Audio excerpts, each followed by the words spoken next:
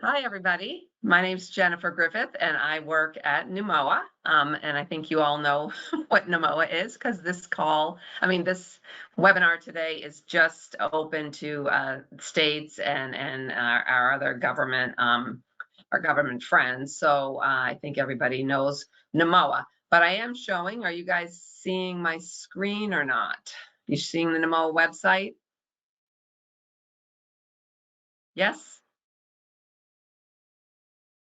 Oops, Kim, are you seeing the NUMOA website? Yes, I can see your Okay, slide. great. So I'm showing the NUMOA website because I just want to make everybody aware.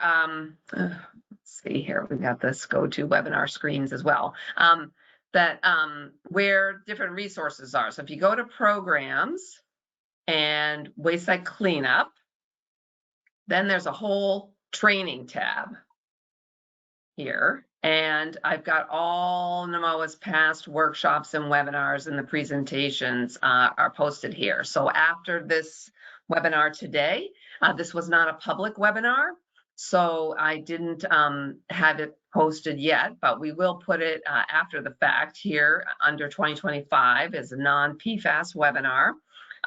But you can go back and see all the different conferences and workshops and webinars that NUMOA has done over the years and get access to the presentations. So I just wanted to make everybody aware of that. We also have a workshop coming up next week, if you're not already aware of it. The Connecticut one, we are full. We can't accommodate any more people, but certainly Massachusetts and New Hampshire locations can take some more people. So if you have an interest in and the ability on short notice to come to a workshop, please join us next week. And all the information is here, programs, waste site cleanup, and then the training tab. We do also have done a lot of PFAS webinars and information, and those are, all those webinars are posted on a different page in the PFAS section, but there's a link to it right here. And then you can find again by year. So with that, I will go back to NUMOA's homepage here. So today, so NUMOA's main work for the states is training, and PCBs is always confusing and always a challenge for folks. So we wanted to hold another webinar. We've held webinar in the past. We've also held a workshop several years ago about PCBs and TSCA and trying to understand when it doesn't apply to a particular site, and then if it does, you know, what do you need to do? So but we're doing it again. States have hired quite a few new staff. So today we've got two real experts on PCBs to speak with us, PCBs and TSCA. So I'm going to introduce them, and then I'm going to actually turn the screen over to them now. So we've got Dave Sullivan. He's got nearly 40 years of environmental consulting experience. He's with TRC Solutions, I think they are, TRC, and he's got nearly 40 years soil and groundwater investigation and remediation with an extensive background in PCBs, polychlorinated biphenyls, and their impacts in soil, groundwater, sediment, and building materials. Dave is a student of PCB management and compliance, having consulted on PCB remediation projects across the US. And he's presented for NUMOA in the past as well. So he's a wealth of expertise. But then we also have Kim Tisa, who now works at TRC with Dave, but before that, she was at EPA, and I'll just read quickly here. Kim's got over 36 years in the environmental field and is an expert in the federal PCB regulations under TSCA, the Toxic Substances Control Act. Kim has extensive background with PCB remediation in soil, groundwater, sediment, and building materials, and has been involved in complex remedial investigations and remedial actions at hundreds of sites within New England. because prior to her retirement in 2021 and moving over to TRC, Kim served as the lead at US EPA in their Region 1 PCB coordinator. So she knows a lot about Region 1, but hopefully now she can speak, because we've got several folks from Region 2 on this, on the, New York State on this webinar today. So she's also presented about PCB TSCA policies and regulations at numerous conferences and webinars, and she's presented for NMO in the past as well. So thank you so much, Kim and Dave, and I'm going to turn it over to them. One other thing though, we have a lot of folks joining us today, so we cannot ask questions verbally. We're going to do questions. You have to type them in, so you can type them in at any point. And then one quick thing to note is that I am recording this webinar, so it will be accessible afterwards. We will also post PDFs of the slides on the NMO website. But whenever I ask questions, because I'll be monitoring the questions that come in written, and when I ask them, I will not identify who asked them. So there will be no record of asking questions and attributing them to anybody. So please, no matter how stupid you think your question might be, please type it in. Don't worry, it won't be attributed to you, and there'll be no record of it. So please feel free to type in questions. This webinar was restricted to just the state and EPA staff, so that people could feel freer about asking questions. So please do, and yeah, there will not be any attribution of who's asking what. So with that, I'm going to turn it over to Kim and Dave, and I'm going to get myself off camera and mute myself. So, and all right. Thank you. All right, just a quick question is, can everybody see the opening slide? Yes, we can. All right, great.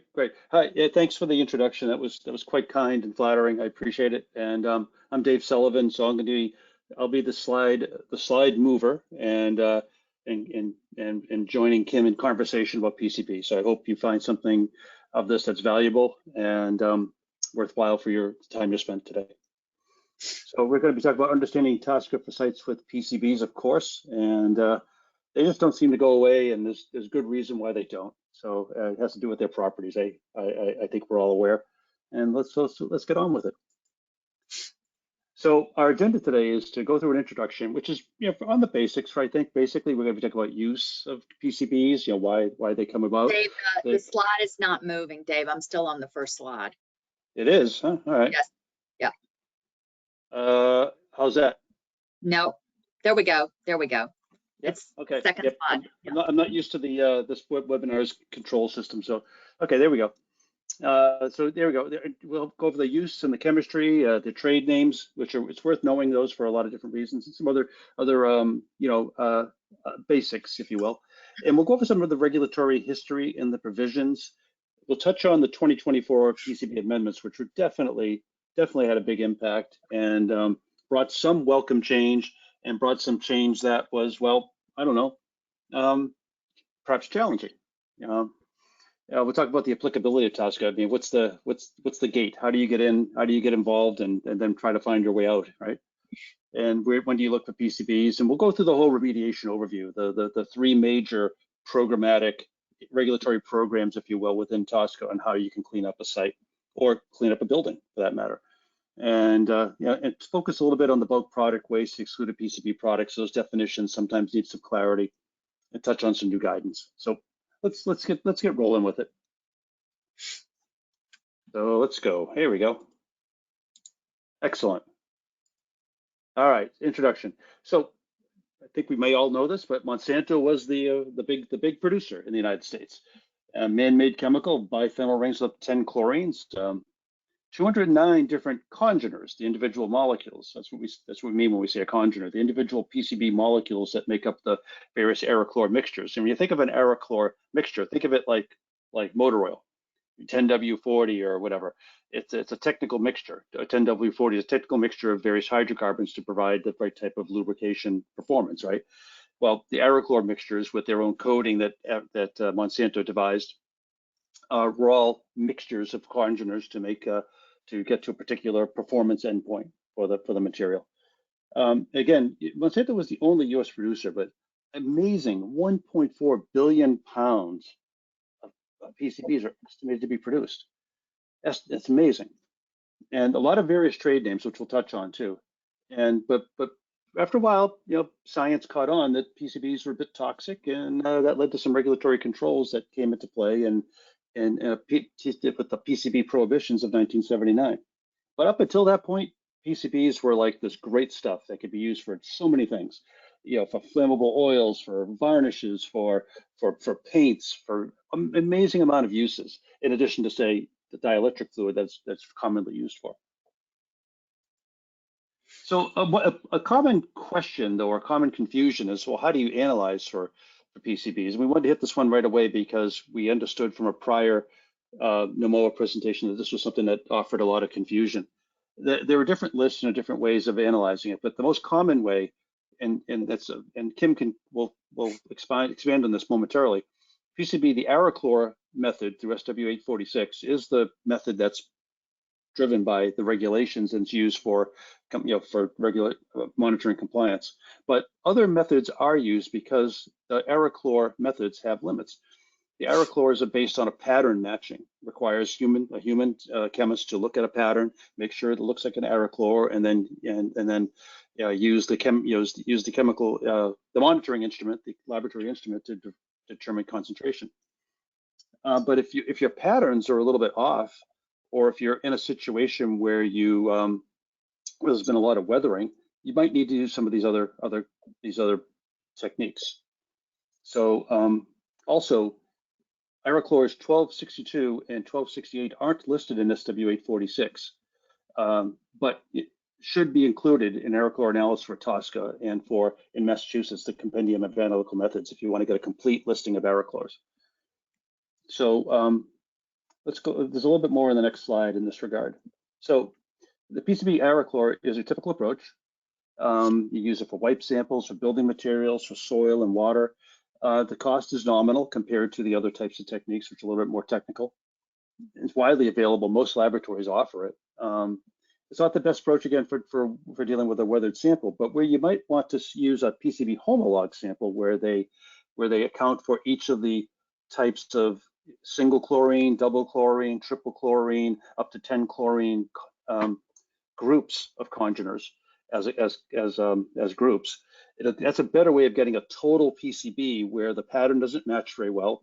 If you think if your material has been subject to weathering, or if you're doing an air sample, because although you can do air sampling for Aerochlors, you can't guarantee that the Aerochlor mixture will evaporate as an Aerochlor mixture. When PCBs evaporate from those mixtures, the lighter, less chlorinated PCBs molecules tend to vaporize more readily than, say, the one that has 10 chlorines, which is a little bit heavy. So it's really good for air analysis if you want to be very much on top of the total PCB impact in air to get a good, accurate measurement of that. It's not offered by all laboratories. You have to hunt around for the right laboratory to provide that. And if you're going to be moving into an area where there's more weathered samples, or you're dealing with, say, sediment contamination, you really want to get an understanding of the congeners that could be impacting biota and whatnot for ecological risk assessment, then you shift over to PCB congeners. There's a whole different suite of different types of congener lists out there, but that's the method you use in that case. Very expensive, tends to have a longer turnaround time. So I'm going to pause for a moment there, because Kim, I think one of the things you wanted to emphasize was the relevance of the Aerochlor method relative to the TSCA regulation. Yeah, Dave, thank you. As Dave mentioned, within the TSCA regulations, the only analytical method that's specifically talked about per se is the 8082 and Aerochlor. So any of the other ones that you do, like the homologs or congeners, if you need them, really needs to be discussed with the EPA in the context of how that data would be used. And I know that within Region 1, some of our approvals have specifically mentioned EPA method 680 and EPA 1668, dependent upon what we were trying to achieve. Like sometimes it was air monitoring after a remediation was done and we needed to do long-term O&M. So we specifically required special techniques to ensure that we actually captured the PCBs in those types of matrices. The one thing that we did want to point out here in the bottom about the non-detect, I do know that a lot of times when consultants may submit data to you, sometimes it's just in the form of tables that just say non-detect. So whoever's reviewing things, you want to make sure what that non-detect means and that the reporting limit, the lab reporting limit, is sufficient enough to meet your data quality objectives. So as you can see from what's presented on this slide, there is sometimes a large difference depending on reporting limits for the different matrices and dependent upon what analytical method you choose. So you really need to understand your data quality objective for the project to make a decision on what best analytical method fits your needs. So Kim, I want to point out something about your background. When you went to school, your technical degree was in chemistry, wasn't it? It was. It was. All right. And it came in handy with PCB work, let me tell you. No doubt about it. All right. So let's see if I can get the slide to advance. There we go. So we want to touch upon some of the conceptual model, such the site model considerations that you might need to engage with when you're looking at a site or looking at a building. Now you're looking here, here's what we have listed here is a lot of different uses for PCBs. Now, in my line of work, where I've worked on contaminated sites, more often than not, I've arrived at a site that's where we detected PCBs in soil at where it's been contaminated fill or it's sediment and you don't know the origin of it. So I'm dealing with, typically, more often than not, I've been dealing with as found concentrations. Now, but I have worked in the building context, and almost all of these are particular types of sources that you could zero in on in a building scenario, right? And if you have a building built in a certain time frame, we'll talk about that a little bit later in the presentation.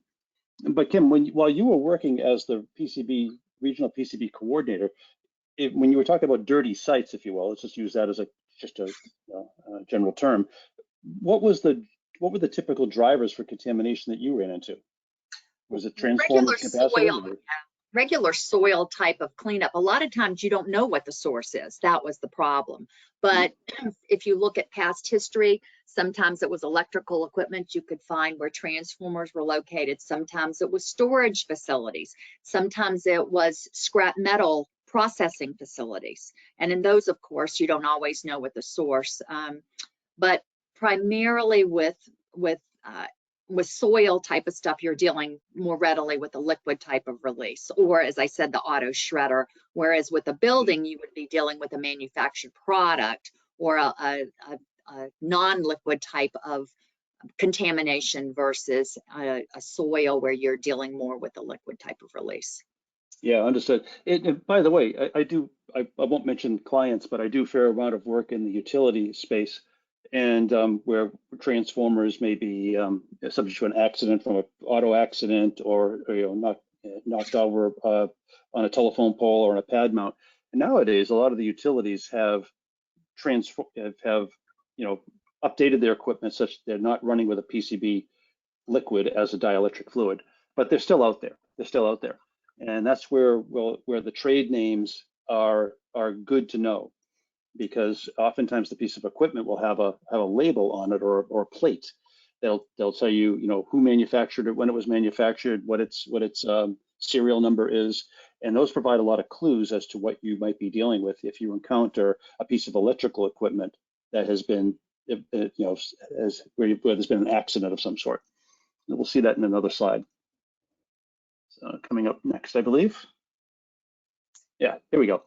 So you can see here that even though Monsanto might have made the bulk of the PCBs in the United States, they sold those materials or perhaps mixed them to the specification of a lot of different manufacturers like Westinghouse, General Electric, and some companies that I've never heard of, actually. And I think the who knows? I imagine the same type of people that come up with names for the medicines you hear advertised on television came up with the names for some of these fluids. But this is something to keep in mind, though, that when you see a piece of electrical equipment and it says high vol on it, you're going to be wondering, that might be PCB. Now that you know this, more often than not, though, it's I shouldn't say more often than not. It really is going to really going to align with the manufacturer of the piece of equipment, what they call it. So something to keep in mind. All right, now here's some startling statistics. From 1930 to 1975, as we noted earlier, 1.4 billion pounds was produced of PCBs by Monsanto. Amazing. And this is the part that I find really, really impressive. So between those dates, now, mind you, environmental regulations, as we all probably know, were starting to come on in the early 70s. And this data is up into the early or mid 70s. At that time, 35% of those produced PCBs were disposed of. And Lord knows what kind of secure disposal those things were put into, where they were put into. Because obviously landfill technology has advanced over the years too, as environmental regulations and approaches to building landfills have improved. So it makes me wonder where those ticking time bombs are lying. And but an amazing 32% of them were used in capacitors. Capacitors can be pretty big or they can be really, really small. So they can show up in a lot of different locations. Even smaller amount used in transformers. And those other uses, I got to believe, are in the building materials, such as the caulkings and the joint sealants and paints and that kind of thing. But still, an amazing amount of material that was produced out of those factories. And something to keep in mind, PCBs are considered a POP, a persistent organic pollutant, right up there with dioxins and furans and some of our pesticides. The PCBs are definitely a persistent, they're bioaccumulative, they can be transported long distances. In fact, I read a paper, probably 10 years ago, that was in environmental science and technology, where a group of scientists networked across the globe, put out passive monitors for air contaminants of all kinds, dioxins and furans and pesticides and PCBs. You had to go as far away as the Kalahari Desert or the Atacama Desert, I believe I'm pronouncing that right, in South America, to not detect PCBs in ambient air. It's amazing. It's amazing. So no wonder it shows up in polar bears and shows up in fish. And, well, obviously we're dumping things into the ocean, so that's an easy avenue. So yeah, and actually before the Clean Water Act regulated wastewater discharges, PCBs could be found often at high levels in wastewater from industries. So that really did a lot to, accelerate the entrance of PCBs into biota and into the food web, right? So, all right. So they are persistent in the body. This is why we're concerned about them as human beings. And they do leap from the soil to your mouth. That's actually just done for dramatic effect. They're easily absorbed. Oh, sorry. In fact, the slide didn't work very well. And I think this is an animated slide. This should work. There we go. It's not playing ball. Sorry about that, folks.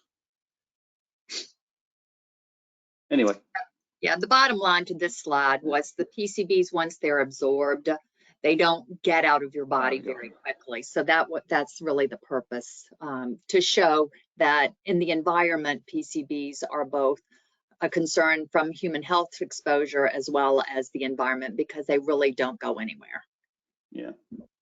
So apologies, folks. I think I committed the sin of extra caffeine this morning. So, all right. Now here we are with a brief regulatory history. We talked about that in the 70s, people started catching on, scientists started catching on, and regulators started catching on that PCBs had a degree of toxicity and their environmental persistence was also a concern. So Toxic Substances Control Act was invoked in 1976. By 79, PCBs are banned for totally enclosed uses, except for totally enclosed uses, I beg your pardon, such as transformers, capacitors, certain types of vacuum pumps, and hydraulic fluids. They're so-called authorized uses. In fact, if the regulation does not specifically authorize the use of a PCB, it's not allowed to be used. And that's going to lead into the discussion of building materials in a moment. So there was a big update back in 1998, the so-called mega rule, which really did a revamping of PCB disposal regulations. And 2012, there was some revisions to manifesting. The one that we're going to be talking about more today, though, are the amendments to the PCB regulations that came out last year. And but we're also making note here, though, that there was an EPA RCRA final rule that aligned the PCB TSCA regulations with the e-manifest program with RCRA. I believe there's a bit of an exemption, though, for TSCA or for PCBs under that RCRA rule, Kim. Is that correct? That's correct. With respect to the e-manifest, it does not require generators to do an e-manifest because of the default 40 CFR 761 that can be used for generators on the EPA manifest form. But I know that it has been encouraged to use e-manifest if you can, because it will allow the receiving facility to get the CODs back quicker to the generator, and it can all be done electronically, and you can look at the database versus having to do it by hard copy, albeit you still have the ability, generators still have the ability to use a hard copy if they want to. And EPA could come in and change the regulations to put everybody under the e-manifest. So I think it's a good way to keep track of your system and all your manifests in one place, but it is right now an option under the way the regs currently read. Thank you. All right, so general regulatory provisions. So the TSCA regulations place prohibitions on requirements for the use and manufacture of PCBs and PCB items and storage, marking, and disposal. So that's been part of our life now with TSCA for a good long time. The remedial and disposal frameworks govern the owners, operators, and persons who manufacture or process or distribute in commerce or use or dispose of PCBs and PCB items. There's no delegation of TSCA, quite different from a lot of other regulations that EPA has promulgated. It's not delegated to the states. Therefore, you can be in situations where both TSCA and state regulations will apply. And frankly, there's no requirement necessarily for them to be in sync.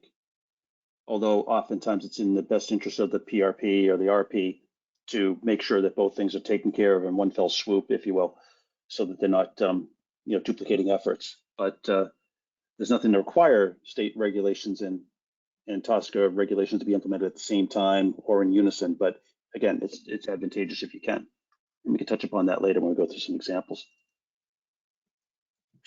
So there's these two slides here that go over some of the substantive changes from the 2024 amendments. There was a lot of things in that amendments that just corrected small errors and inconsistencies. So we're not really going to dwell on those. Some of the big ones here, though, are the expanded list of extractions and analytical methods for PCB regulations. And I think this was a big relief because basically, for a long time, if you didn't do it by sock slit extraction, if you were analyzing your soil samples or your building material samples, you weren't necessarily following the TSCA regulations. Now there's more options now for you to get your PCB data, and that's a very welcome change. I think the laboratories were probably chagrined at this point because many of them made a lot of big investments in a lot of hand-blown glassware to be able to do a sock slit extraction. But nonetheless, the sock slit extraction still exists and still utilized. It's not banned by any means. It's just there are more options available to you. Another thing that came up was the impact to the performance-based option under 761.61b, being a little wonky there by rattling off our regulatory citation. So we'll go over this in a lot of detail. We have a flow chart that you may find helpful later on in the presentation, but it took away some of the ease of implementation to a degree, and also limited the scope of where a performance-based removal, a performance-based disposal could be implemented. So we'll go over that in a bit. The roadbed provisions, there wasn't much use for that in the past. Emergency flexibility added some for cleaning up spills during emergency things. We won't go into that. That could be its own presentation. Next slide, though, containers. This is a nice part of the amendment here that allowed the use of non-leaking covered containers to be used at a site of generation for up to 180 days. You might be going, geez, why is that such a big deal? Well, up until that point, you needed to have them in secondary containment if you had a liquid waste or a solid waste, solid materials in there too. So that was a welcome change.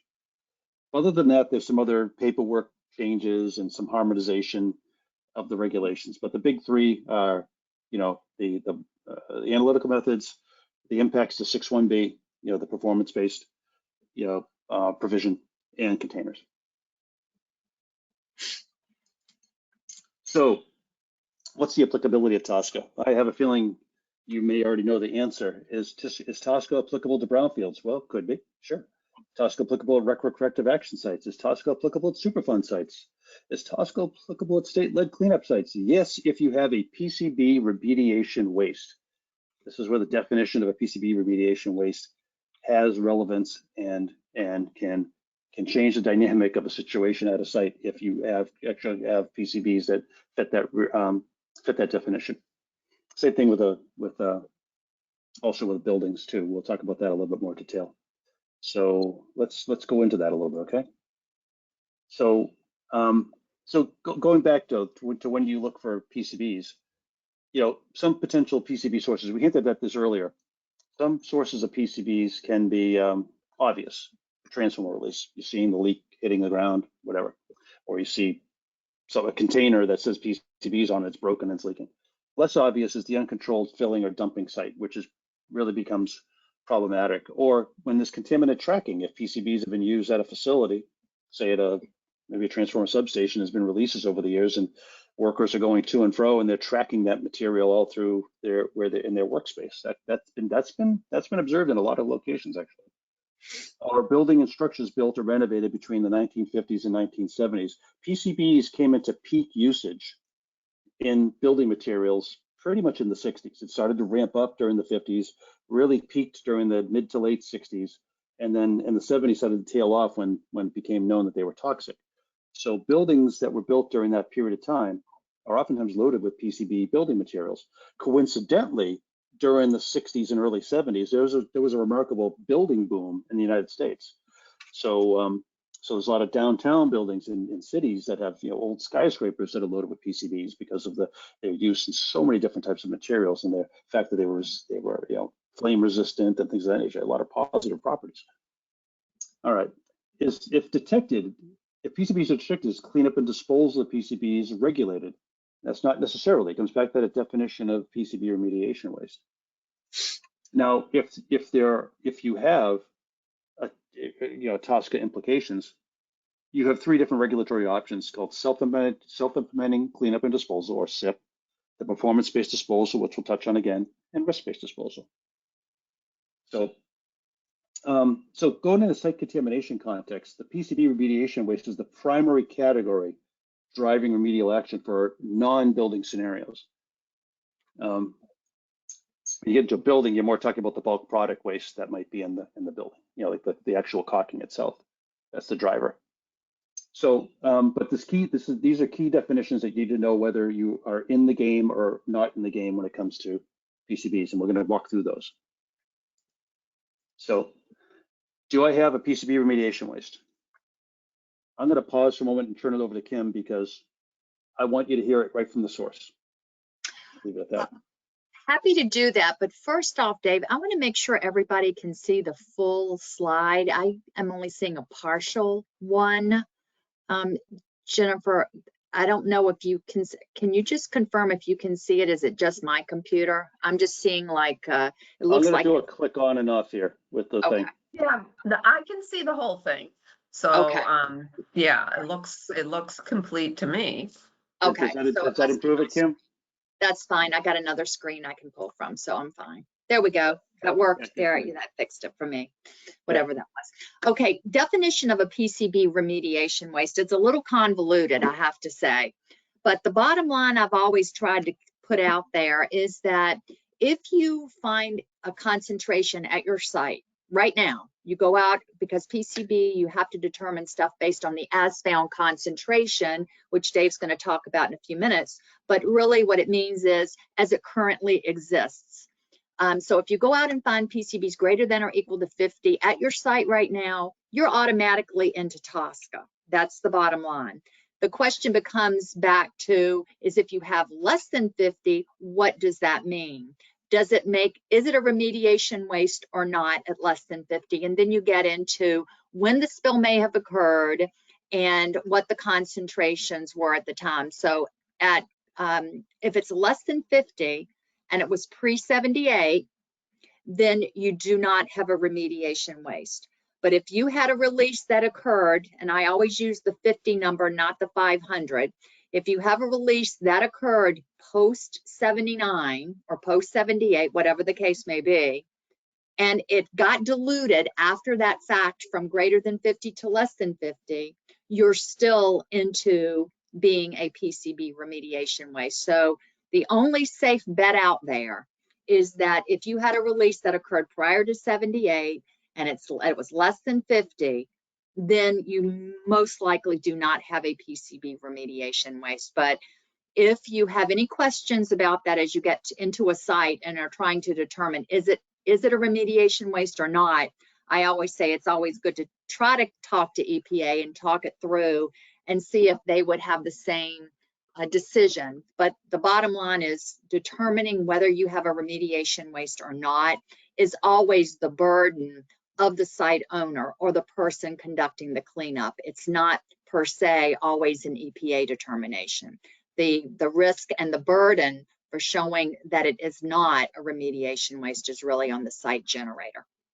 Mm-hmm. And just with respect to, there is a provision, and it's under the 50B3 Roman numeral IA, and there's a discussion in there that basically says if you have a waste that's greater than 50 and it was disposed of prior to 78 and it was placed into like a land disposal facility, that there is a default finding EPA is making to say it does not present an unreasonable risk, and therefore you don't automatically have to go in and clean it up.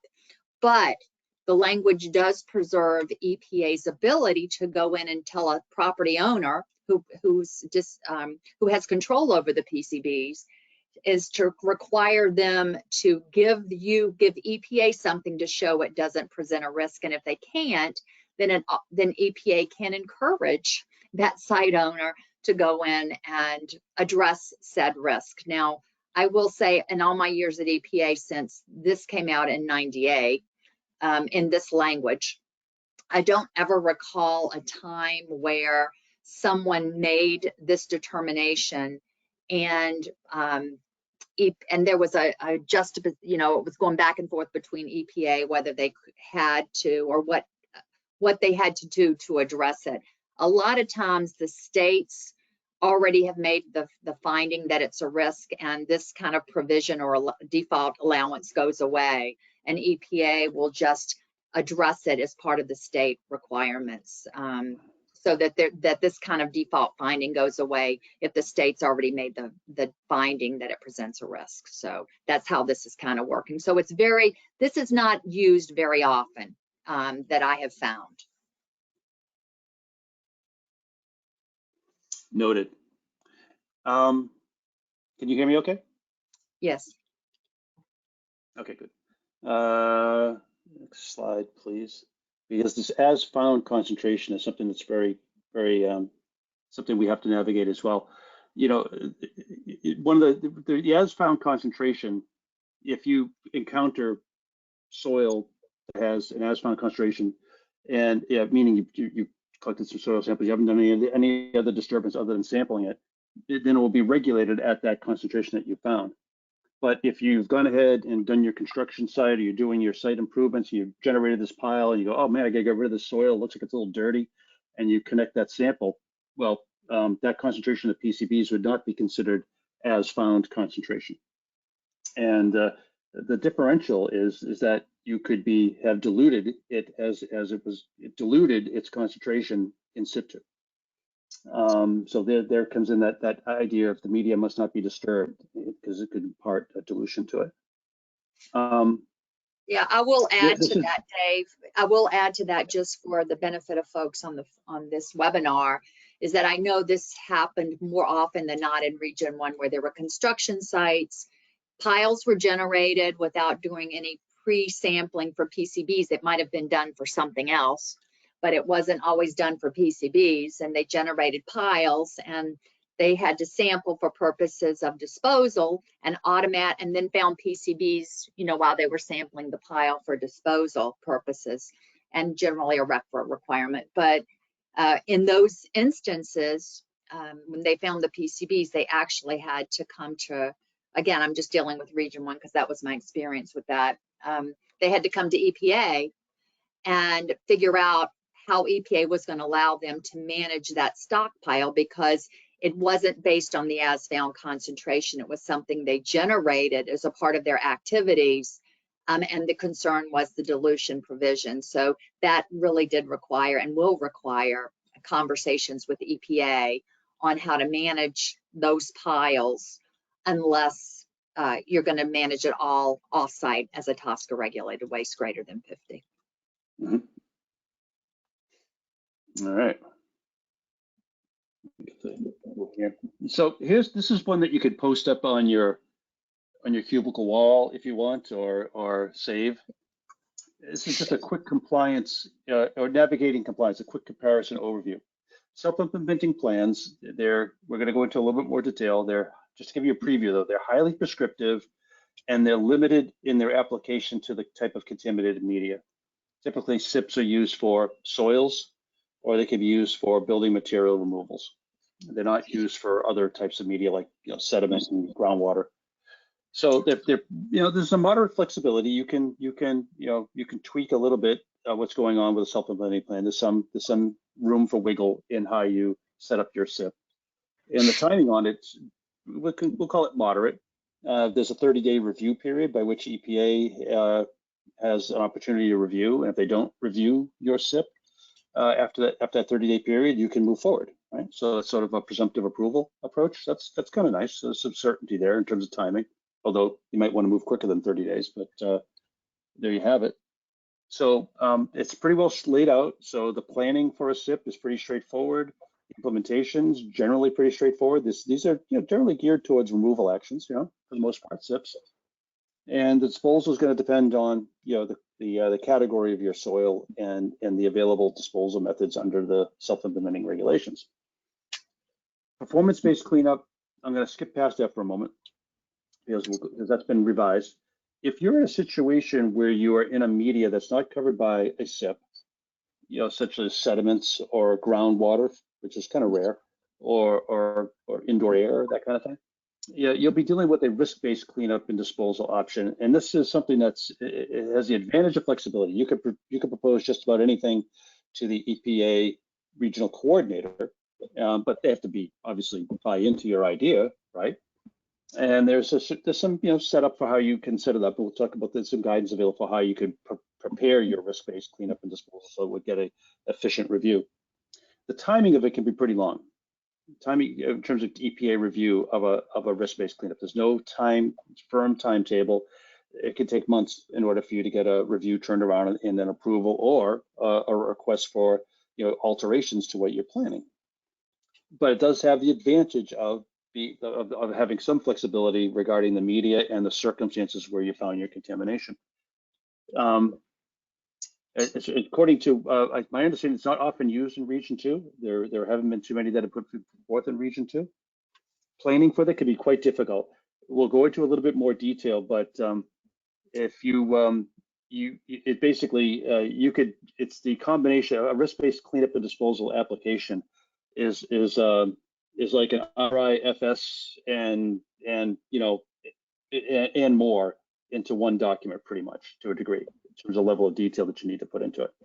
So it's quite an effort to put one together that's going to be thorough and stand review. And disposal costs can be interesting as well, just because of the classification of the material you have. But we'll go into that in more detail. Now, when it comes to performance-based cleanup, back in the day, you didn't have to notify EPA. You could remove some contaminated soil or contaminated building materials very quickly. but it came at a cost. It came at a cost at where you had to throw that material away. You had to throw it away at a chemical waste landfill. So the disposal options available under performance-based back in the day were quite expensive. But if you had to get it done, had to get it done quickly, that was an option you could use. That was an option you could use. And if you managed to clean up all of your area down to, below 1 part per million, then you could get an effective cleanup. Again, though, you'd be paying a pretty high premium for the disposal. And but if you had to move fast, the performance-based was the way to go. It's been made more complicated by the revision to the regulation. We'll spend more time on that in the coming slide. So when you want to answer the question, which is best, it really depends. It really depends. Now, a quick note though, if you have a project that is largely approachable and can be performed as a SIP, but you need some tweaks to it in terms of maybe how the way you're going to be collecting your compliance samples, or how you're going to do a few some minor tweaks like that.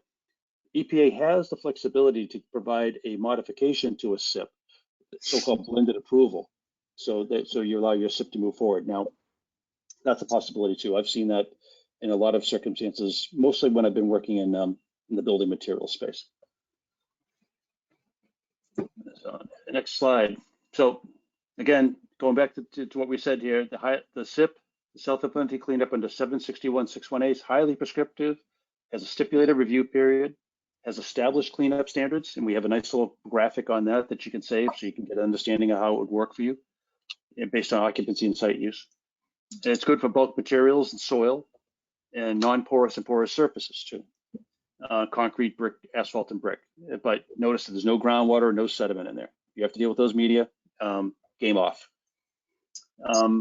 Now, again, the recent amendments gave us some expanded suite of extraction and analytical methods to those provisions, which is helpful. So let's go a little bit further, take a little deeper dive into this. So here's how it works for a self-implementing cleanup. Let's imagine a soil site, and you have a high occupancy area, which means greater than 6.7 hours per week of occupancy, as opposed to a low occupancy area, which would be, say, like a transformer substation, right? You wouldn't have an occupancy in there for much greater than 6 hours a week, or a parking lot, for example. You can look at it that way. If high occupancy area, if you could clean it to less than or equal to 1 part per million total PCBs. Now, there's no averaging or any exposure point concentration approach. It's all point for point, right? You could have unrestricted site use. It doesn't need to require a deed restriction or a cap or a fence. Between 1 and 10, yeah, you could have not for unrestricted use. You might need a deed restriction. You might need some sort of cap or exposure barrier. Doesn't require a fence. But the low, you can leave a lot more in place in a low occupancy area. But with the other needs for the cleanup ratchet up in terms of deed restrictions, capping, or fencing. So this matrix pretty much boils down several passages of regulation into one graphic. We won't go into the deep dives in the capping, but they're pretty prescriptive. And the fencing will need to be marked with a PCB ML symbol, so you'll be advertising to everybody around you that you have a PCB contaminated site. You may or may not want that. And there's some provisions for disposal of liquid PCB remediation waste as well, for dewatering and whatnot. So, but there's a typical remediation matrix, remedial options matrix for soil. For self-implementing for cleanup and disposal, the verification sampling is under a provision of the regulations called Subpart O. You may already be familiar with it because that's the sampling provision that looks for sampling on a 5 foot by 5 foot grid. Now, a typical depth of sampling under TSCA is also 3 inches. Now, more often than not, if you're working in a typical remedial context, people are typically collecting samples in 1 foot, 2 foot intervals. That might be a situation where a SIP could be approved with a blended approval, right? Because you have a different sampling interval, right? So not too many people sample in 3 inch intervals, but something that's required by TSCA. So cleanup continues until cleanup levels are reached at each location. And now composite sampling can be applied. There's a whole method and a whole part of the regulations that talk about it. what I would recommend is consultation with your PCB regional PCB coordinator before you embark on composite sampling for verification sampling. Now, again, take note though, if you show up with a SIP and your basis for your cleanup is based on composite sampling, that's not going to fly. Composite sampling is not good for under TSCA for looking for basically site evaluation or site investigation. Site investigation, you're looking for individual points. But composite sampling there are various schemes in the regulations that allow that for verification sampling for cleanup. Again, get some help with that before you embark on it, before you spend that kind of money. Yeah, I did want to point out the porous samples that was down there that said there is a Region 1 SOP that you can find actually on EPA's major website on its webpage.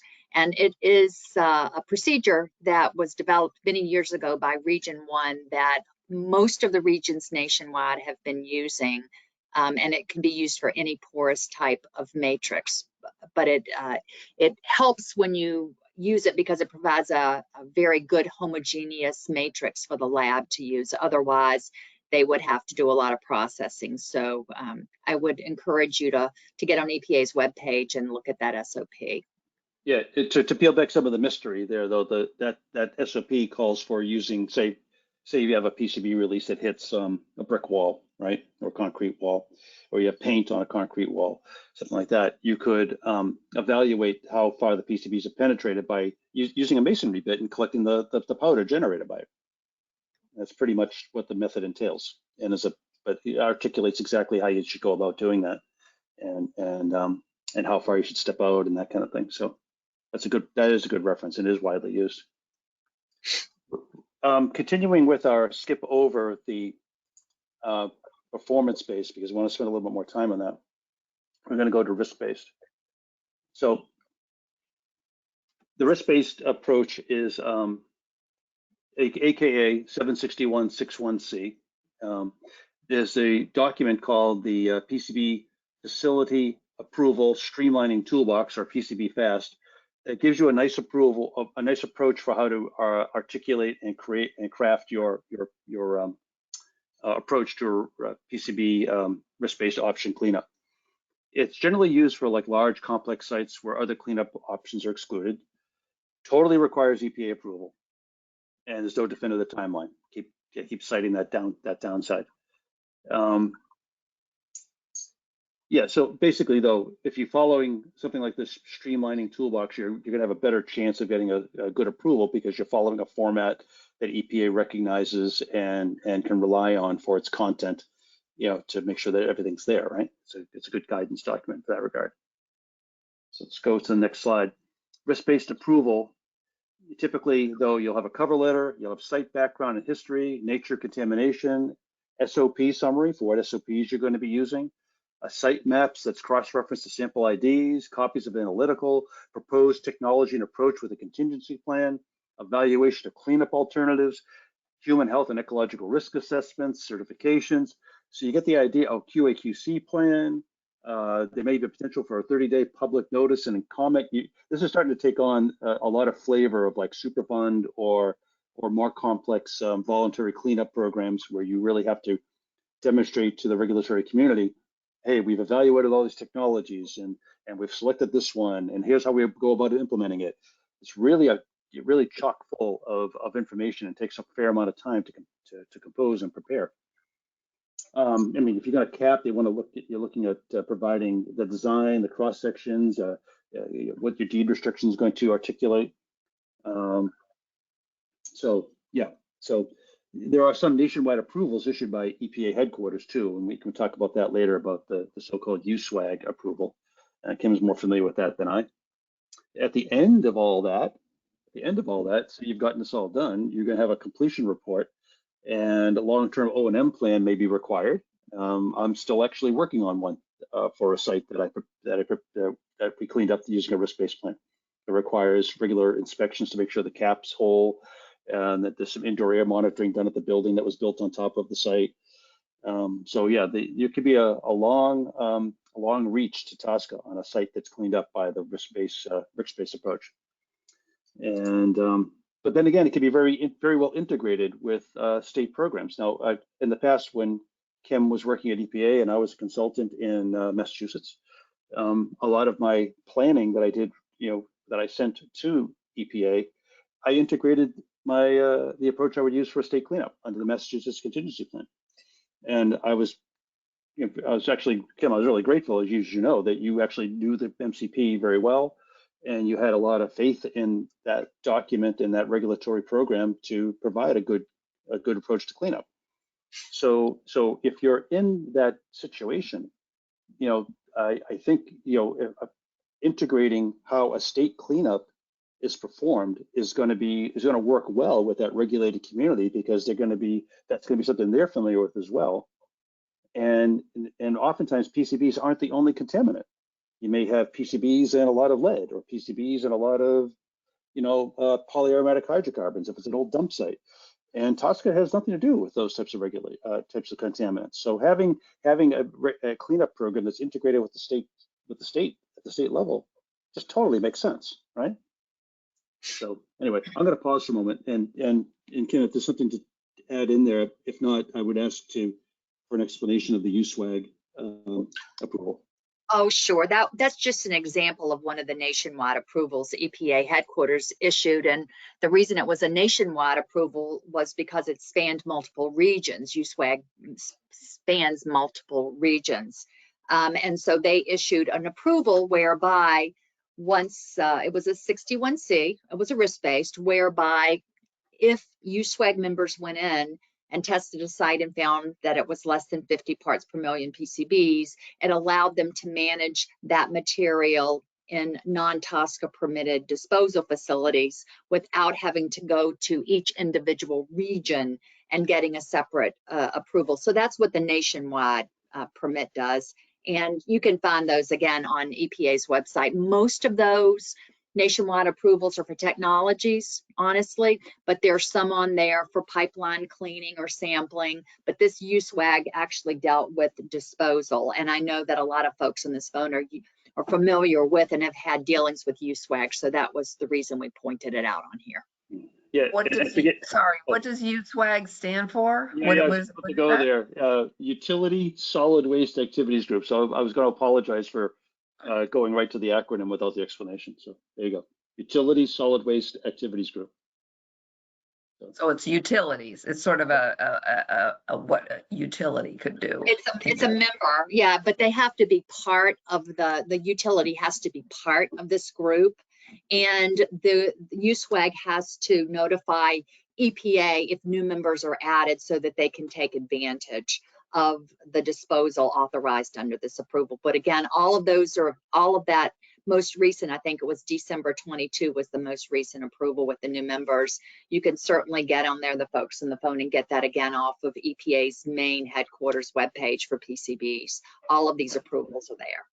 Yeah, and a lot of the utilities that you're very familiar with, like say if you're from New York, like Con Ed, they're in there, and a few others. So you won't be surprised at who you see listed. Let's put it that way. They'll be very familiar names. All right. So here we go. So hold on tight, folks. This is the performance-based option, and it's a flow chart. So just a reprise, and I'll turn it over to Kim in a moment. Prior to the revision of these regulations, 61B, which is another shorthand for performance-based, was used for the hog and haul approach. It didn't require submittal of plans or documentation to EPA. On the left side of this document, or excuse me, of this graphic, the version added a new provision that was intended to sort of solidify the work previously being conducted under 61B. But now this whole provision includes all kinds of types of sites that cannot be cleaned up under this option. You cannot clean up a surface or groundwater. You cannot clean up sediments in marine or freshwater ecosystems, sewer or sewage treatment systems. Sometimes that happens. Sometimes sewage line get contaminated. Private or public drinking water sources or drink distribution systems adjacent to or contains or proposed to be developed to contain the following: residential dwellings, hospitals, schools, nursing homes, playgrounds, parks, daycare. Oh my word, start dialing those in, and all of a sudden the world of applicability starts to shrink. Or if your site was located in a 100-year floodplain. So those things are all very new and kind of shrunk the geography, I think, that this could be used. Notification to EPA is still not required before cleanup, but there's a whole lot of different requirements for submitting now a completion report. Prior, you didn't have to submit a completion report. Now a completion report is required with a site ID, address, contact info, disposal facilities, all the applicable records and that kind of thing. And there's no time frame for EPA to review or respond to that work completed.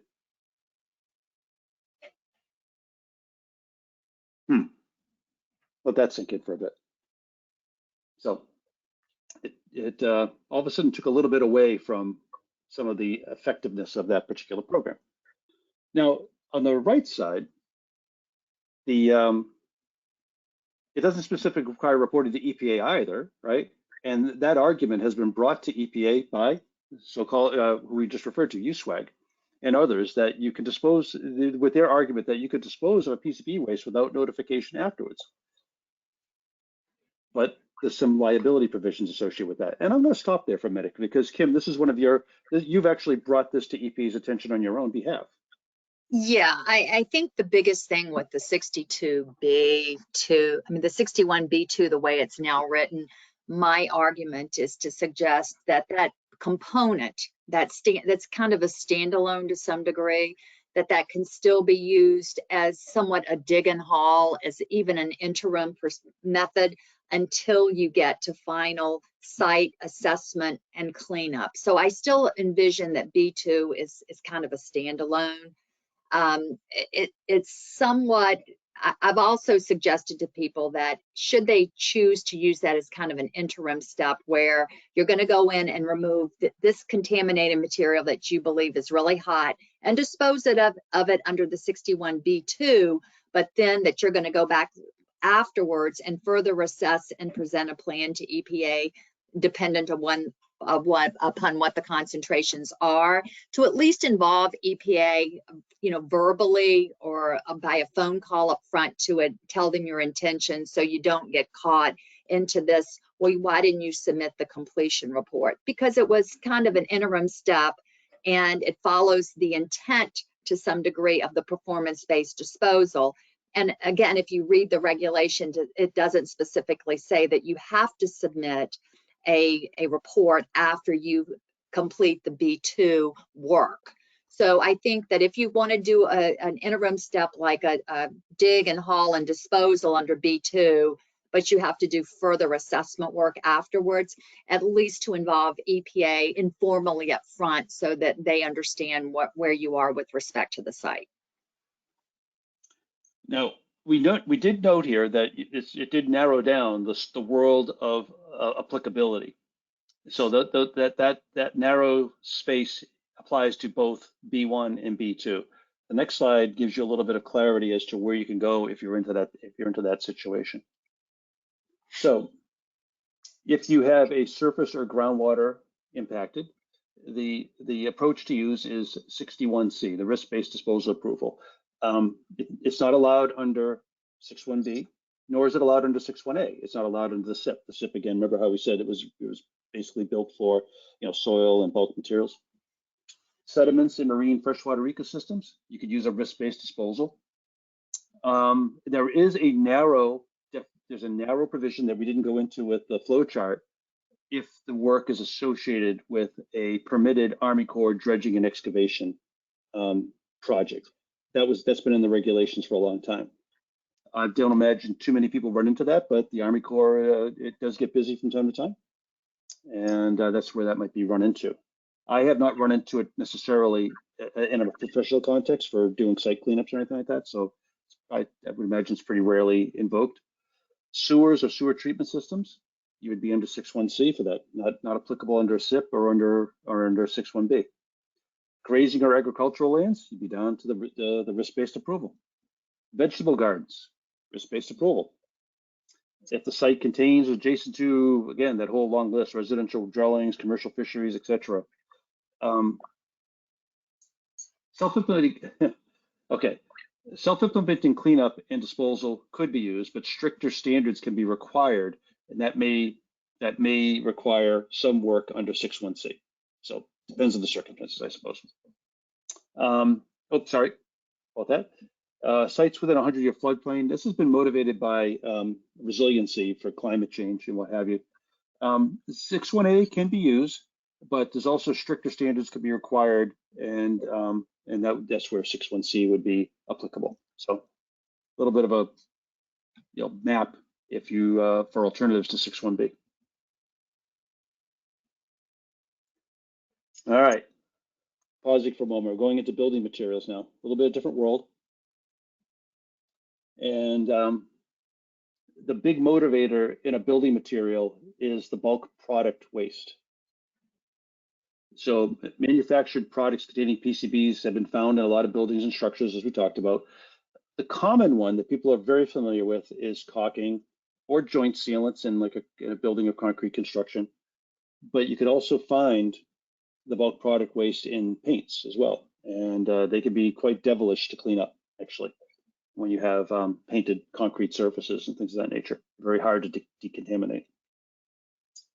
So what we're talking about here is PCBs in non-liquid manufactured building products at greater than or equal to 50 ppm. These are prohibited under TSCA, meaning they're not, I shouldn't say they're prohibited, they're not explicitly allowed, right? We talked about that earlier, that the contained systems like transformers and capacitors, okay, yeah, they're regulated to be allowed. They're under TSCA, but building materials aren't. Now, there was some movement back in the day to move towards having some building materials approved in TSCA, but those proposed regulations never moved forward.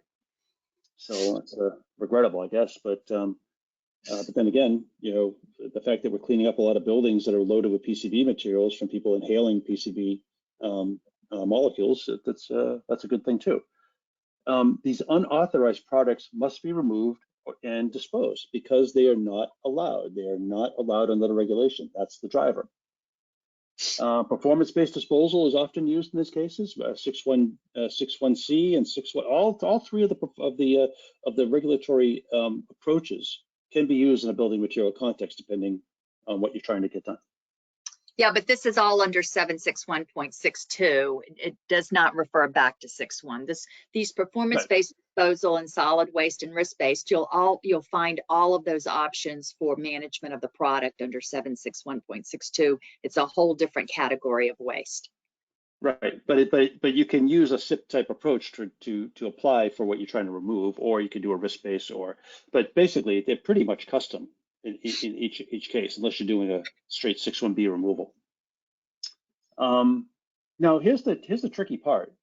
The PCBs from manufactured sources can migrate to the surrounding materials, and you'd be surprised how far PCBs can migrate into concrete. It's stunning. It depends on the type of how it's been made, whether they're, whether it's CMU, concrete masonry units. They tend to be a bit porous. They can penetrate quite deeply, or if they're the type of concrete that's been made for make like a beam and that kind of thing, they tend to be denser. You don't see as much migration, but it's amazing how much PCBs can migrate into those masonry materials. So that if you're looking at it, the PCB bulk product waste, where it has penetrated into the porous medium above 1 part per million, that brick or concrete in this particular example would be regulated as a PCB remediation waste. Ironically, the bulk product waste can go to, let's say, a lower quality landfill than, say, a remediation waste. It's kind of interesting.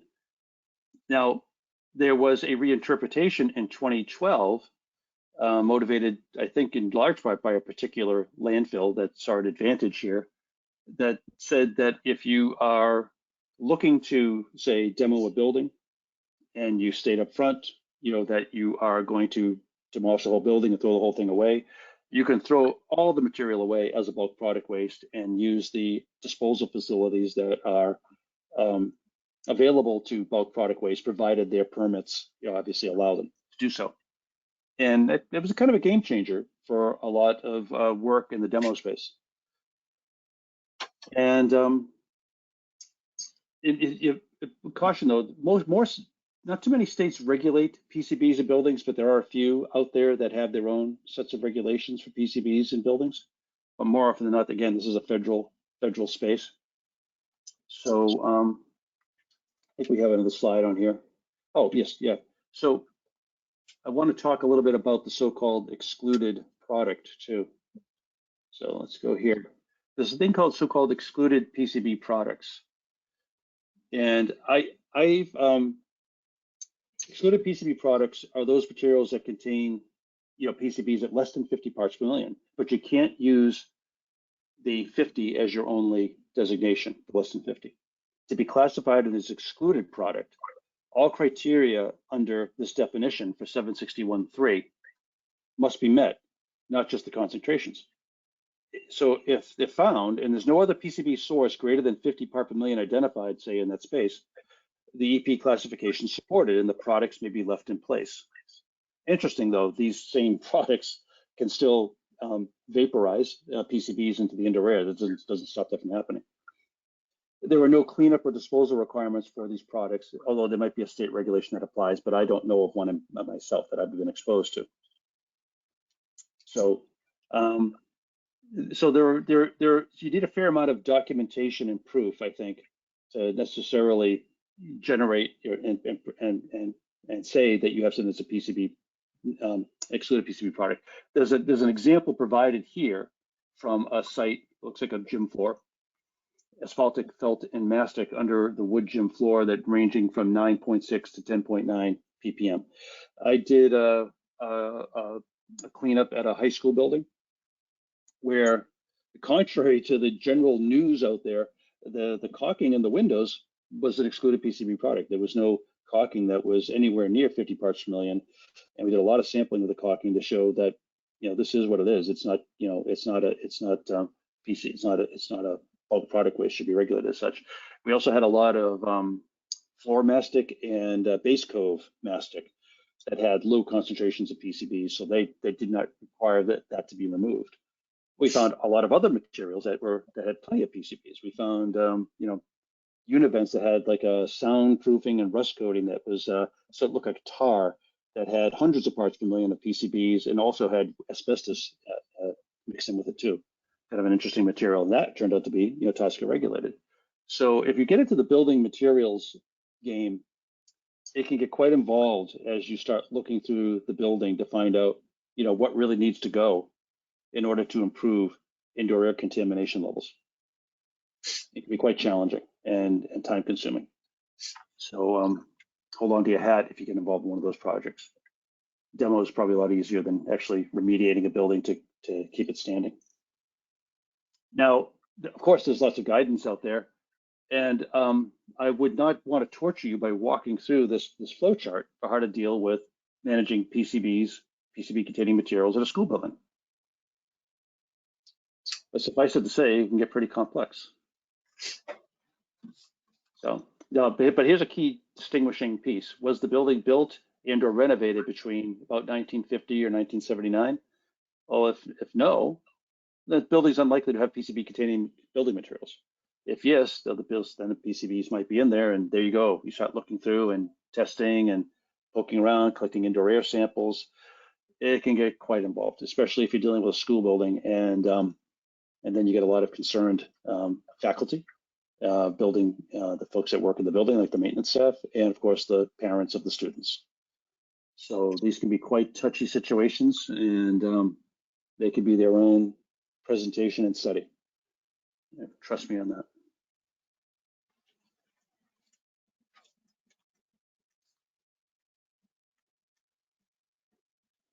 Yeah, we just put this up to help people and show you that when Dave was just talking about the schools and trying to assess what kinds of products you may have, for many years, the EPA was asked the question, how do you sample for these products? And because of the heterogeneity, EPA actually developed a fact sheet on building materials in 21. And more recently, they put together a statistically based sampling approach so that it would give you some guidance on how many samples to collect, what kind in their Excel spreadsheets, et cetera. So all this, we don't want to belabor it too much, but this, if you have any interest in this, there are links here that you can go through and actually play with, especially with the Excel spreadsheets, so you can see how many samples, and it could be quite a few, dependent upon what confidence you have that you don't have PCBs greater than 50. That's kind of how the statistic-driven program works, but we just wanted to give this to you in case you had any interest. And I know a lot of states folks don't regulate the manufactured products, but so this is just more of an FYI for you. Mm-hmm. All right. Well, you guys, just about 5 minutes left, hopefully, Oh, and yeah. so we have some time for questions. Yeah, we're almost there. We have a few examples to go through. So we have an example of a historically filled site, because this is probably pretty much, for my life, the most common situation I run into. Imagine a site where activity was pre-78, fill activity over several decades, some sort of landfilling that happened. Developers pre-78 without additional, it was developed in pre-78 without any additional modification. Developer went in there and, hey, they built buildings, and they built a park, and they built a road. Large area, 30 acres more. Other soil contaminates presence because it's being the state program, it's dirty with other things like metals and whatnot. A broad grid sampling program, about 50-foot centers, was performed with vertical delineation to get a handle on it, because a fill site doesn't have one spot where something was emitted. None of this was associated with an unauthorized use or later spills. And one in situ location had greater than 50 part per million of PCBs in soil, just one. And there was a lot of sampling done to demonstrate that. The approach to this was a self-implementing plan, including a plan for advanced in situ subpart 0 or subpart O sampling, the 5-foot grid. And we did it that way because we didn't want to leave holes open on night. This is a school campus actually here. So, but in this particular case, there was just one spot that needed to be removed to eliminate the TSCA regulated component of it on this 30-acre site. And we went into it with a self-implementing plan. We did the 5-foot grid sampling, and did the rest of the cleanup based on the state program in Massachusetts. EPA granted a blended 61A, 61C approval. They bought into the SIP with the modifications that were offered, and used their discretion on the risk-based program to allow that to move forward. And the closure reporting was integrated with the state level reporting. So my closure report that was prepared for the state was basically repackaged and submitted to EPA as the proof of the work that was performed, and that was found to be sufficient. Hey, Dave, I know we've got a couple of other slides here too, but I wanted to see, I know that we do want to get some questions in, and we don't have a lot of time left. Wondering, Jennifer, if there's any that we should, if we have any questions, we'll answer those, or otherwise we'll just continue, with the rest of the slide deck. Okay, yeah, there are quite a few questions. So well, I think it would be good if we go ahead and maybe take some of those, because most of the other slides we have to some degree are self-explanatory, and could evoke some additional conversation, but I would like to get some of the questions done as well. Dave, is that okay? That's fine. No, it's great. It's a great idea. Yeah.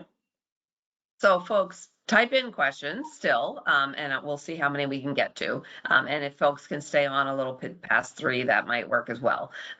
So here's one that Dave sort of touched on with this example, is, with the SIP, the self-implementing plan, you do have that 5-foot grid. So it seems like, first of all, is there a rule of thumb about when it's practical to do that, and when it makes more sense to do something else? And then the other part is, can at one site you do different ways of approaching PCBs in different parts of the site? Like, can you carve off certain areas to deal with one way or the other?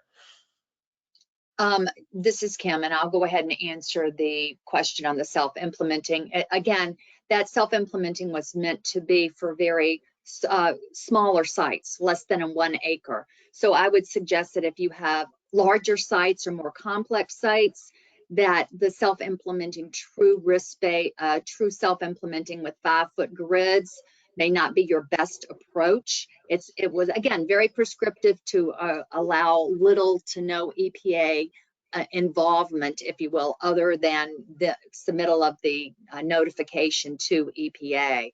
But if you get past the point of it being pretty straightforward, I would suggest going to EPA and talking about maybe a modification to the sampling provisions under the C-based approach. And with respect to applying different types of approaches across the same site, I know in Region 1 we've done that, where we might have had, you know, wetlands in one area where we had to do a risk-based on, and in another part it was a straight soil cleanup under maybe a transformer or whatever have you. So I would suggest that depending on what the site is, you could probably speak with the EPA and do different approaches dependent upon what the site looks like and what your objectives are. Okay. Can you again sort of summarize when you need the sort of post cleanup or the final report submitted to EPA or not? Like for Under B, under 61B, under all of them, 61B. you know, all four of the approaches. When does somebody have to Okay.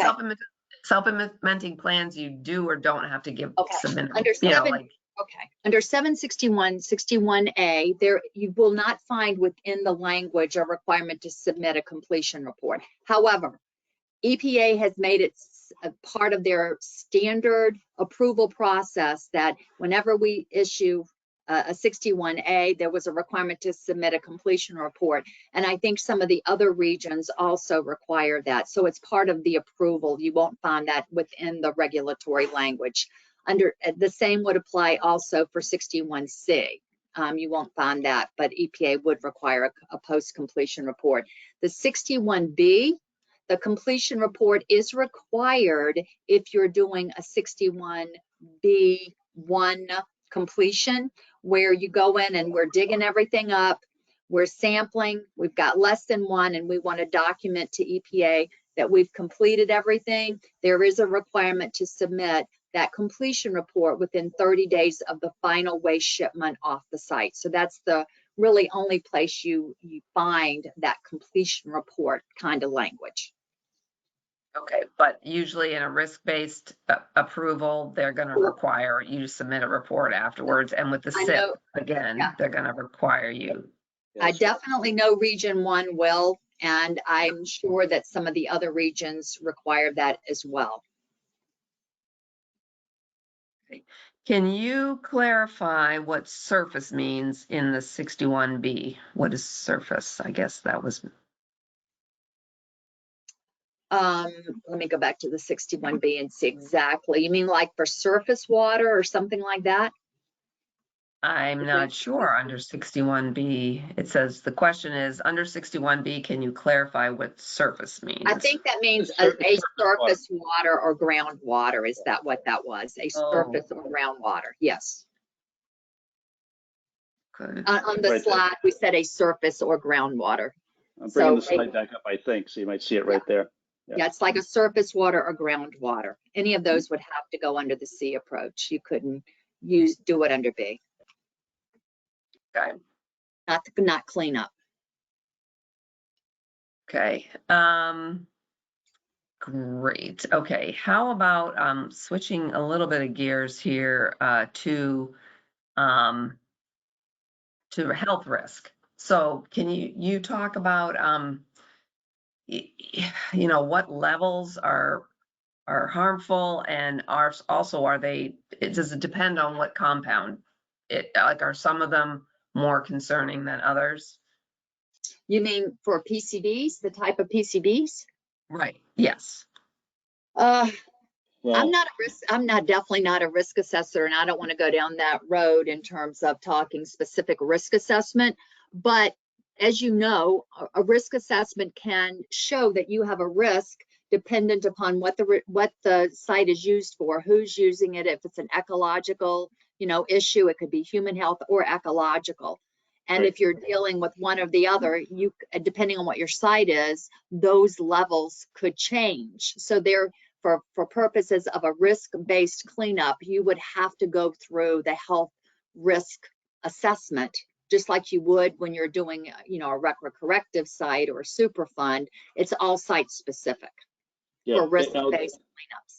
I'll chime in there pretty quickly too. I mean, obviously you would have a tighter cleanup criterion for a residential versus say a commercial scenario, but also in that suite of 209 PCB congeners, there's a number of them that have dioxin-like action as well. So within the individual congeners, you can find some that are more toxic than others. But again, I'd be stepping beyond my educational background and regret not having a toxicologist on the call. A congener is just a way that the compounds are put together. Is that like, the mixtures? The congener is the individual molecule. Why they call it a congener? Yeah. Talk to a chemist. The individual molecules, there's potentially 209 different ways the molecule can be put together. Correct. Okay. Correct. Yep. And then the aerochlors are combinations of congeners to make a particular performance, product. Product performance. Yeah. Okay. Okay. Here's another one. I'm reading the question as it was typed. I heard that EPA has expressed concerns about inadvertently generated PCBs that are resulting from chemical processes used to make dyes and pigments, because those IPCBs or inadvertent IPCBs won't be detected using the aerochlor method because they're not aerochlors. That's correct. Is that an issue? Well, EPA, we've talked about the regulations actually refer to inadvertent generated PCBs. The bottom line is that, oh gosh, even before I retired from EPA, we were looking again at pigments and paints and some stuff actually coming in from other countries with lower concentration PCBs. And you're correct, it won't look like an aerochlor. The only way you can generally find it is doing that congener specific analysis. And sometimes the concentrations are low that you need those lower detection limits. So I don't know where it is right now. I know that we had put out a lot of, I keep on saying we, I apologize, I'm still thinking EPA. I know that there had been a lot of research that EPA was looking into about the potential products that were out there and the concentrations and looking at risk. I don't know how far it's advanced, and there may be some stuff I believe on the website now regarding that. But yes, I mean, we have found it. It was still being found even as late as a couple of years ago, and we were looking at a lot of different products too, not just paint and pigments. There were other things too. Okay. All right, and then I'm gonna ask, actually, we're almost out of questions, but we're also almost out of time. But I'm gonna just go into a little bit of where my logic fails me here is if it's pre-78 and it's found at like 45 ppm in the soil, it's okay to leave it. But if it's post 79, then you might have to clean it up to 1 ppm. Like, can you talk about, am I getting that wrong, or? You're almost there. Almost there, yeah. The question is what your latter part about if it's post 78 at 45, and do you have to clean it up? The bottom line is that if that was from a regulated source greater than 50, even though it's at 45, then it is a remediation waste and requires cleanup and disposal under TSCA. The bottom line comes up as to what that cleanup standard is. And then that's going to be based on whether you go through the SIP approach and the type of site you have, or if you need to go through the risk-based, or if you just decide you want to clean it all up without further encumbrances.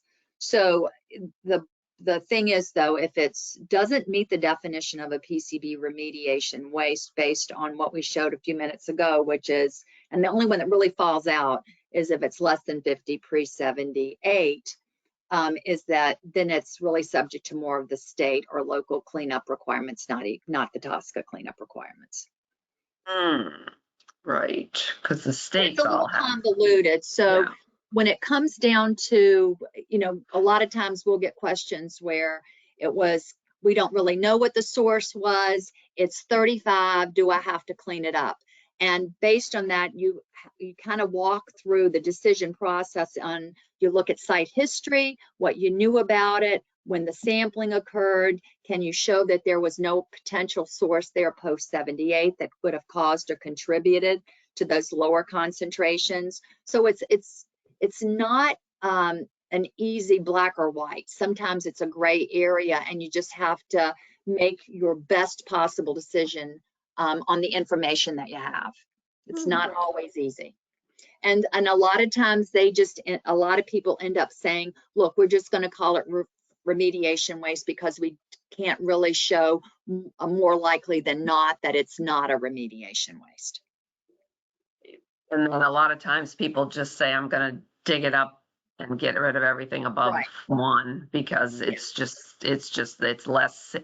I have to do less sampling. I have to do less And reporting. they don't want the encumbrance. Well, and they don't want the encumbrances, because anytime you leave, if you do have a regulated material at your site that's PCBs, and if you leave over 1, and let's say you're using the SIP approach, then you're going to have long-term encumbrances on your site, which is a notice on your deed for any potential buyers that you have PCBs here. And it could be, you could have a compliant cover you may have to maintain, which would require long-term O&M. Okay, well, let me just double check here. Yeah, so it's never clear, and it's always confusing. That's what I have. Okay, I don't see anybody typing any new questions in. So, and it is 3:01 according to my clock. So I just really want to thank David and Kim. And I don't know if you have any last parting words. Obviously, they're a great source of knowledge for people to potentially contact and or hire. Well, I think the only thing that we want to say here is the last time I've given this course, I gave her true training on it, and it was 3 8-hour days for me to get from start to finish. We only really hit the 10,000, well, maybe 5,000, height here, and trying to look at what folks may encounter, but we didn't go through marking or storage or manifesting in any great detail, which comes into play here, or continued use provisions. There's a bunch of stuff that, there's no way to touch on in an hour or an hour and a half kind of presentation. So, just keep that in mind. And I always, if you have any questions, especially for the EPA folks on here or the state folks, happy to talk to you if you have any specific questions that we can assist with. Otherwise, for the state folks or anybody else on here, EPA is always your go-to for uncertainty when they need to interpret, regulatory requirements, or if you have site-specific requests of EPA, they're your first line of defense, I guess, is a better way to put it. Great. All right. Well, again, thank you, Dave, and thank you, Kim, for joining us and presenting to us today, and just being so helpful. And folks, we'll be posting a PDF of the presentation as well as the recording on the NMO website at some point we have actually those workshops next week, so it might take a couple weeks. And then I will send an email out to everybody once that's done. So thank you all for joining us today, and thanks again one more time to Dave and to Kim. Thank you, Jennifer. Welcome. Enjoy the rest of your day. Okay, bye-bye. Bye.